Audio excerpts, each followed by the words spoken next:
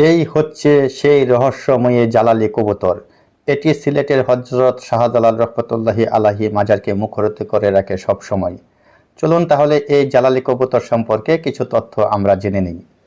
বাংলাদেশের শত শতর বছরের ঐতিহ্য নিয়ে জালালি কবুতর টিকে আছে সিলেটের হযরত শাহজালাল রহমতুল্লাহি আলাহি এর মাজারে। ধর্মপ্রাণ সিলেটের মানুষের বিশ্বাস এই কবুতর হারিয়ে যেতে পারে না।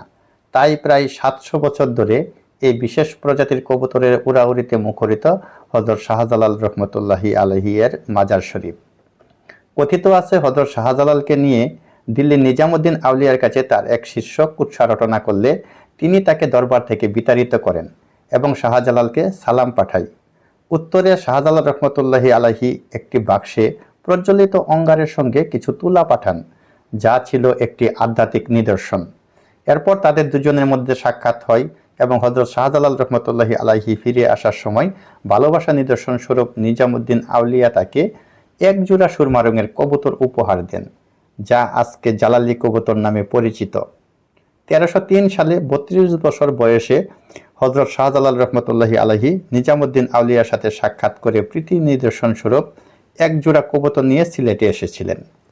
সেই থেকে সিলেটে এই কবুতরের ব্যাপকতা দেখা যায় এবং হযরত শাহজালালের নামের সাথে মিল রেখে এর নাম রাখা হয় জালালি কবুতর। হযরত শাহজালাল 360 জন আউলিয়া নিয়ে 1303 সালে তৎকালীন আসামের অন্তর্ভুক্ত শ্রীহট্ট জয় করে উড়িয়ে দিয়েছিলেন এই জালালি কবুতর। বর্তমানে সিলেট শহরের প্রাণকেন্দ্র হযরত শাহজালাল রহমতুল্লাহি আলাইহির মাজার জিয়ারত করতে আসা ধর্মপ্রাণ মুসলমানগণ এই জালালি কবুতরকে অজস্র খাবার দিয়ে থাকে। তাছাড়া মাজারের আশেপাশের দোকানগুলিতেও কবুতরের খাবার বিক্রি করা হয়ে থাকে। আপনারা চাইলে এই কবুতরের খাবার ক্রয় করে এইখানে কবুতরকে খাবার বিতরণ করতে পারেন। দৃশ্যটি খুবই সুন্দর এবং চমৎকার লাগে যে কারো কাছে। আসলে এখানে কবুতরের এটা অসংখ্য কবুতর একসাথে ঝাঁক ধরে যখন উড়ে যায় তখন খুবই সুন্দর লাগে।